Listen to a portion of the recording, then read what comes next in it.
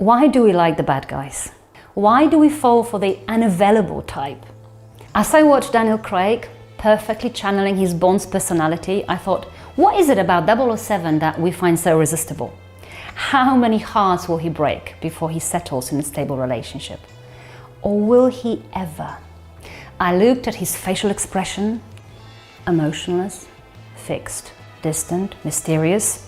His body language closed off, guarded, hands in pockets, solitary, almost absent, slightly arrogant, lone wolf, but with a hot temper. Bond is desirable by many, but remains unavailable. He looks down on dependency. He's a free spirit, an island. He doesn't need people.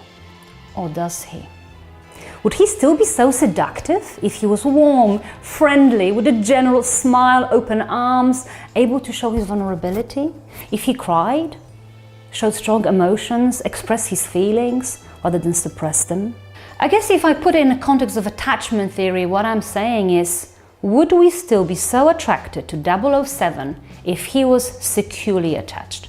Or is it his avoidant dismissing type that makes him so desirable to many? What if Bond was perfectly available? The Bond girl might not feel the spark. She might find him boring. I mean, he doesn't really say much, because we tend to associate or mistake falling in love with those somatic sensations in our bodies. If I'm shaking like a leaf, I must be in love. Actually, no. You might just be anxious because your attachment system is so strongly activated by someone not being available. We might dismiss the secure type and go for the bad type that makes us feel head over heels in love, slightly faintish and lightheaded when we think about them. Read, your nervous system is now so hypervigilant because your attachment system has been activated in response to potentially familiar attachment model, inconsistent and unpredictable. Boom! You are now locked in an anxious-avoidant dance trap. That's the issue we're discussing today. What happens when someone who feels insecure about relationships meets an avoidant type, distance, unavailable, surrounded by an aura of uncertainty? I'm Ania, this is Awake, and welcome to another episode of Surviving Tinder.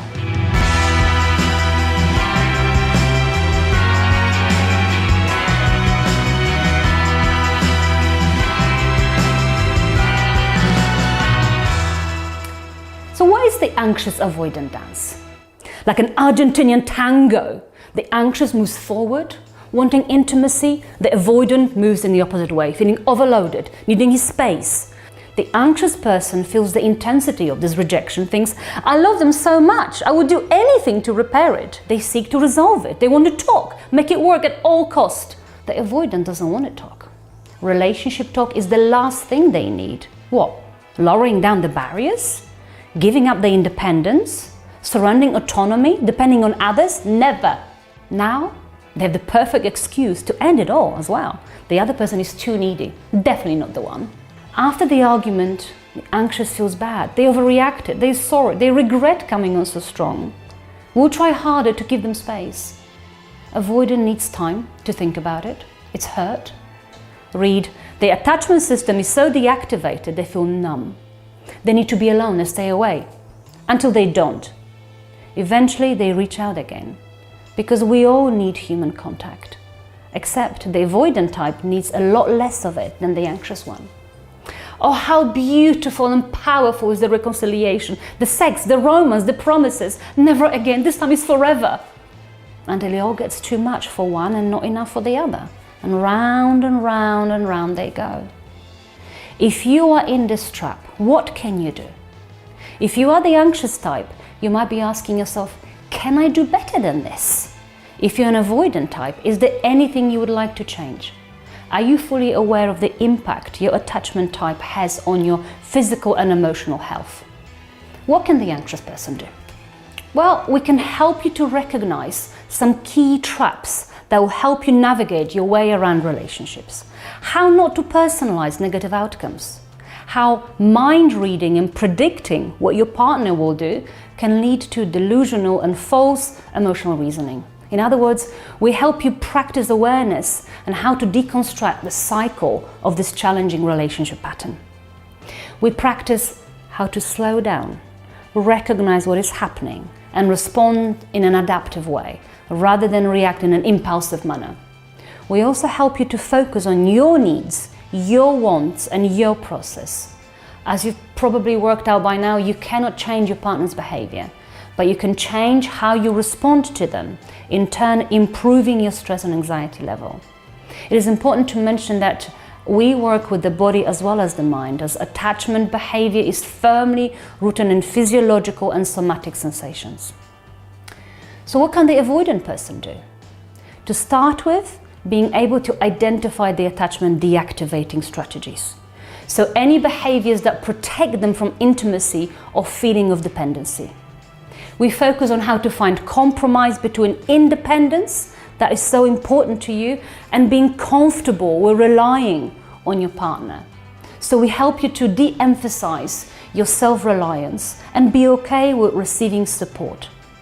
Finally, becoming aware of why physical closeness is challenging for you and might feel uncomfortable in your body. So gaining awareness into your attachment pattern and what can be done to redecide on it and have a positive relationship with your anxious partner. It can happen, it really can. So to summarize, here at Awake, we want to help you break that cycle. Perhaps you are in a relationship that resembles this pattern and you are tired of this temperamental tango. We can help you how to waltz more smoothly instead. Perhaps you are so addicted to the highs and lows that you falsely believe that you cannot find love with anyone else. Perhaps you have recently ended your relationship and now you see your ex-partner as the enemy. We can help you reflect more objectively on yourself and your relationship patterns and make an honest assessment of your options. Don't fall for the trap. It's not you, but it's not your partner either. It's just that you're both wired differently. And the only way to get out of this cycle is by gaining knowledge, learning how to reflect on yourself, how to be present in the here and now without being hijacked by your ancient attachment style. Don't let your past limit your life choices. James Bond realized that when he finally acknowledged and made peace with the pain of his childhood. But it came a little too late for him. Don't be 007. Be better than that. Thanks for watching. To watch another video, click here.